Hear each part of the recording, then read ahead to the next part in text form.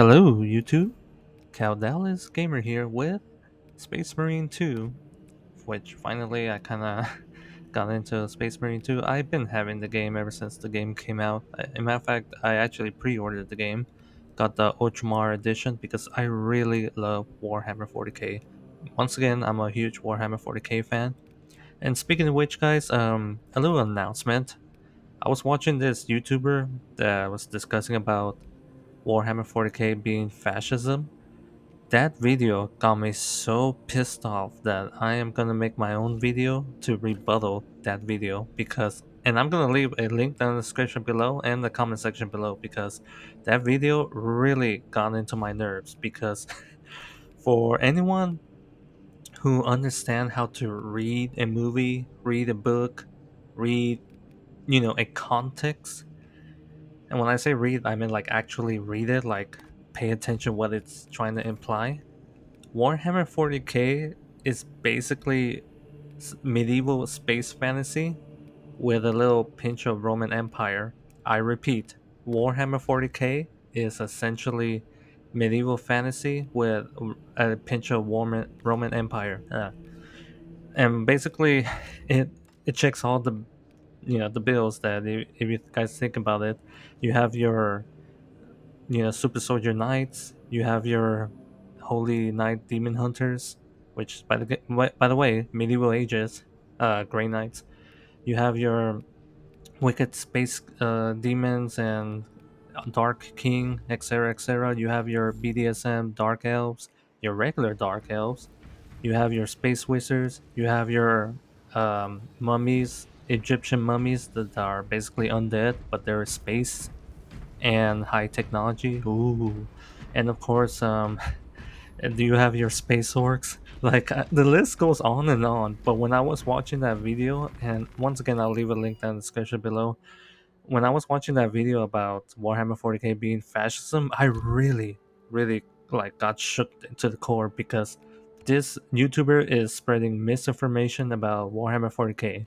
The reason why Warhammer 40k is getting popular it's because of all the medias, the video games that are coming out, and of course the TV show. But most importantly, the theme, the concept of Warhammer 40k is basically best way I can put it. Think about it as Dungeons and Dragons, but in space. That's what Warhammer 40k is essentially is. It's nothing. I don't know how to say this. That dude really shook me in the core because he thinks that everything is fascism in Warhammer 40k. It really is not. If you read the lore, there are a bunch of human wards with their own government, with their own system. As long as the human population has loyalty towards the Emperor of mankind and their technology is a little bit regulated by the Adeptus Mechanicus, which is why Adeptus Mechanicus is everywhere in Warhammer 40k. And as long as they're not interacting with Xenos, those population will be left alone perfectly fine. And not to mention, there's different races and different subhumans, such as Ogrins, Ratling, human feline, beastman, some level of mutant, but not too much because in Warhammer 40k, the Imperial Man they care about the human genome, maintaining purity because there is lore about it. I repeat, there is lore about it. So that video, yeah, it made me super pissed off when I saw that he's talking about everything is fascism in Warhammer 40k. Once again, medieval space fantasy with a pinch of Roman Empire. That's what Warhammer 40k really is. I don't know how much I had to say about it in order to make people understand what Warhammer 40k really is. I'm willing to make that video, but anyway, back into the subject of this video, what I really want to discuss is the Space Marine that you probably seen me making in the background. The Exorcism. The Exorcism, in my opinion, guys, is a very underrated Space Marine chapter, and me personally, I like it because I like the background lore. Once again, guys, please read the lore. And reason why I really like the Exorcism is because they go through traumatic demonic possession in order to fight demons, and as a result, they're very highly effective against demons, just as effective as Grey Knights, except Grey Knights they're a little bit better because they're all psychers. But Exorcism, what I really like about them is that because they're still a Space Marine chapter, technically they could also do other things such as killing Xenos and quelling heretics and any rebellion in the Imperium. So in other words, their Exorcism is a very jack of all trade Space Marine chapter, but it's leaning towards demon killing. Matter of fact, since they're so good at demon killing, their own homeworld is literally a demon world.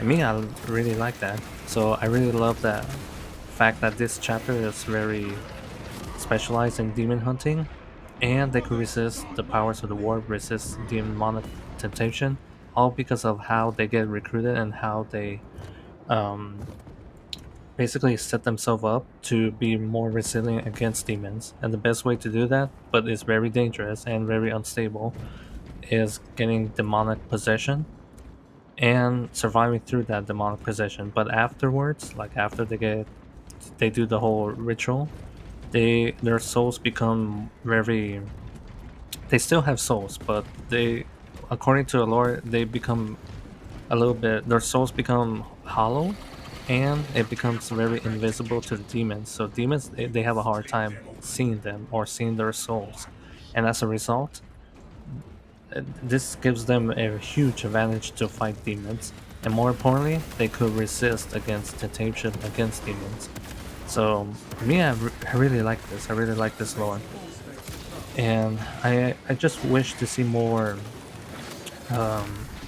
media attention towards the exorcism, because right now in Warhammer 40k, Ultramarines, Raven, no, yeah, Blood Ravens, and of course the founding chapters of Space Marine chapters, they all have like they're basically on the spotlight, especially Ultramarines. Ultramarines, they're the poster boys of Warhammer 40k, which I have nothing wrong about that. And of course, the first founding chapters are technically the poster boys of Warhammer 40k, other than Ultramarines.